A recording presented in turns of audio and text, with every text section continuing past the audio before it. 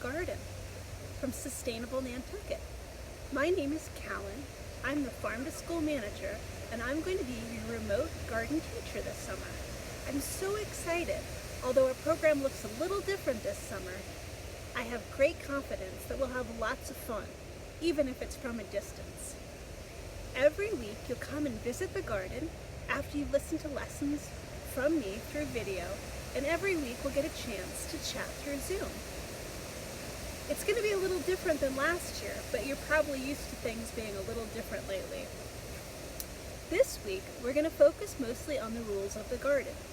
If you visited the garden before, the rules are very similar, although a few things have changed. Let's look at the list first, and then we'll take a little tour. So we call them garden guidelines because they're things we ask of you if you want to be in the garden. The first rule or guideline is ask before harvesting. Harvest is just the gardening word for picking. So ask before you pick anything. You're asking an adult, and you're also asking the plant. Many people believe that before you pick the plant, you can feel it telling you yes or no. If it gives some resistance, it's saying, no thanks, I'm not ready to be picked. Number 2, walk, don't run. There's so many cool things to see in the garden. Sometimes we see little creatures like bunnies. But no matter what, please walk. That's for your safety, for the safety of the plants, and for the safety of the other people in the garden. There's tools that you could possibly trip over, corners that you could run into, and plants that you could accidentally step on if you run. So when we walk, it's for our safety, and it's also so we just have a slower, calmer pace in the garden. Number 3 says stay on the grass. Don't step in the beds or on plants. We're going to take a little tour after going through these guidelines, and I'll show you what that means. Just like us, plants have beds that they rest in, and if we step on them, we make it harder for them to grow. So we're going to avoid that and stay on the grass or where our counselors tell us to go. The last rule, number 4, be an ally. An ally is a fancy word for friend.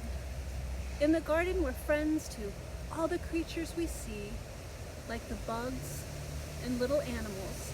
And what that means is we let them be. Sometimes if a grown-up lets us pick them up and hold them carefully in our hands, we do that. But we always put them back where we found them, and we certainly don't mistreat them.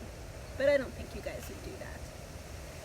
Being an ally also means being an ally to our friends.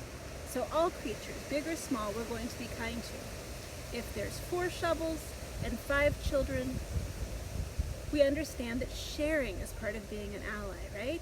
Maybe I take a turn for a little bit and then you take a turn, or maybe I do something else for the moment, right? We really think about our friends and how they'd like to feel in the garden. And then the last rule is have fun. If we do all of these things and we're mindful of all the creatures in the garden, including our friends and our counselors, we'll have a great time in the garden. Let's take a little tour. Remember our first rule? Ask before harvesting? I know that this is mint, and I love to chew on mint when I'm in the garden. You guys might be harvesting things and taking them home, but still, you'll have an opportunity to pick. But I've already asked my counselor, and they said yes. Now I'm going to ask the plant. How do I do this? Well, first of all, we practice two-handed harvesting, which I can't show you right now because I'm holding the phone, but I will show you that. And then I ask the plant if I can pick from it. If the plant says yes, the leaf should pop off. Nice and easy. If the plant says no, it's a little harder to pick, and I leave it. Another rule we have in the garden is to stay on the grass, to not walk in the beds. You can see where the grass is and how it makes paths throughout the garden. The beds are these big square things where the plants live. We don't step in there because if we did, we could damage the plants, and then we also compress the soil, which means we push it down so the plants can't get the air they need or the water they need to survive. Pretty interesting, huh? Another bed that we have in the garden that looks a little different than these square beds is the hugelkultur bed. Hugelkultur, that is a fun word to say. It's kind of like the word Google, but with an H and then culture. So hugelkultur. A hugelkultur bed is a bed that's decomposing as well as providing a place for plants to live. So it's super warm inside the bed. And there's all sorts of plants growing here. We have our kale going to seed, we have cantaloupe, and we have pumpkins. And even though it doesn't have a barrier around it, we're not going to step on it, right? We're not going to step in the bed. This is also another bed. Back here in the back, it's a little tighter. I've got the Three Sisters garden. There's one big mound there and another mound over there. You can see the tall corn sticking up, and we'll talk a little bit more about this at some point. There's not a lot of room to move, just a tiny little path right along the edge, and then the bricks if you're super careful. I'm going to leave this up to your counselors to decide when you can go back there, but we're certainly not going to step in there where the plants are. Same goes for back in the back. You can see the tall sunflowers at the very back. We're not going to step in there. I'm going to show you one other place that could be tempting to step in because it doesn't have barrier around it like the other beds. And these are our watermelon mounds. Isn't that exciting? All of these plants are going to be red watermelons, and we have some yellow ones too. But we're not going to step on these mounds. And we're going to be super careful to not step on the vines of the watermelon. They really like to stretch out. So part of the reason we say to walk and not run in the garden is so that we can take the time to be careful and not do any damage to the plants. The last rule of the garden is be an ally.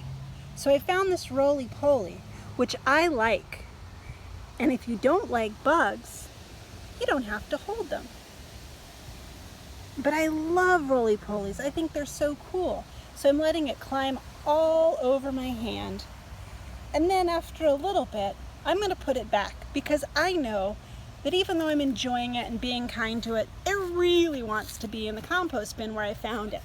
So that's our rule about insects. We hold them for under a minute and then we say, thank you so much for visiting. Thank you for letting me play with you. And we put them back in. Go on. So there it is, back in the garden.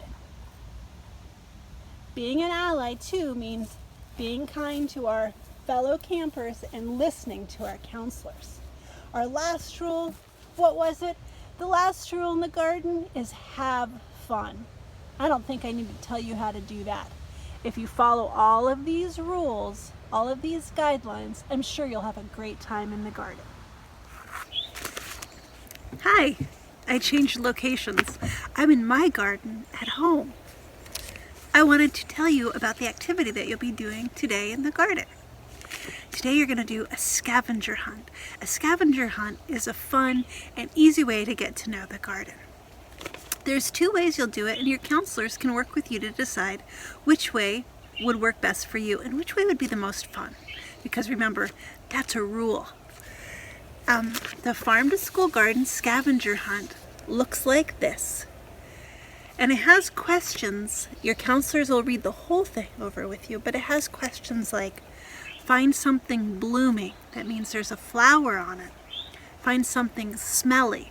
And I'd like to think smelly means it smells really strong, good, or it maybe isn't a smell that you like. Find a plant that's taller than you.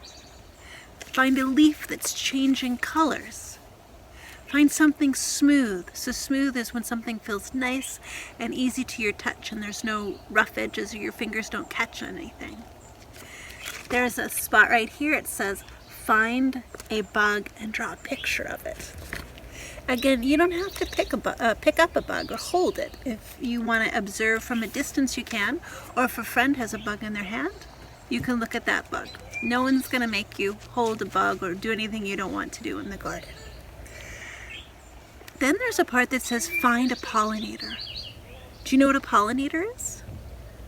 A pollinator is an insect or a creature that spreads pollen from flower to flower. Some examples that you might know are butterflies and birds, but beetles and mosquitoes and moths are also pollinators. There's also questions saying find the best smelling plants, find a seed, and then the last one says find a garden tool, but we're not going to do that one because most of the tools have been put away. When we're not using them, we keep them in the shed, and the shed is for grown-ups only. So if there's a garden tool out, then I've made a mistake. And then the last little square says draw a picture of your favorite plant in the garden. So what did you find that you like? And there's colored pencils for you. And you can draw as much detail or as little as you'd like. This should be enjoyable for you. If you're not doing this kind of scavenger hunt, you're going to be doing the flashcard scavenger hunt. And it's the same idea, just done a little differently. And the flashcards, most of them have something on the front and the back. And if you look really closely, you can see it's a picture of the plant. They're drawings. I think they're really nice. I like the drawings better than the photos. And then a description of the plant. And some of them you might already know what the plant looks like, the fruit looks like, but the description helps. For example, we have some tomatoes growing and they're not fruiting yet. But when they do, they're going to be red, which you'd expect, but also yellow and green. So this is helpful for things that you might not expect. On the back of most of the flashcards, there's also a picture of the leaves of the plant. This is really going to be the most helpful to you right now because most things are not fruiting yet. That means they don't have any fruit or vegetable on them. Most things are still leaves and blossoms. And this can help you identify the leaf. You'll see words like simple or complex on here. A simple leaf is a single leaf growing from a stem. If something's complex, it has more pieces coming out of the main stem, like a fern leaf. Okay, this is a corn stalk, and a corn stalk is a simple leaf because it's just a stalk with one leaf coming off in different places. So those are the two ways that you can do the scavenger hunt in the garden. Have a great time. Well, that's it for me. I hope you have a wonderful time in the garden. And if you have any questions, please ask your counselors to contact me. They have all of my information, so they can ask me any questions that you have. And also, I'll see you on Monday in our Zoom call.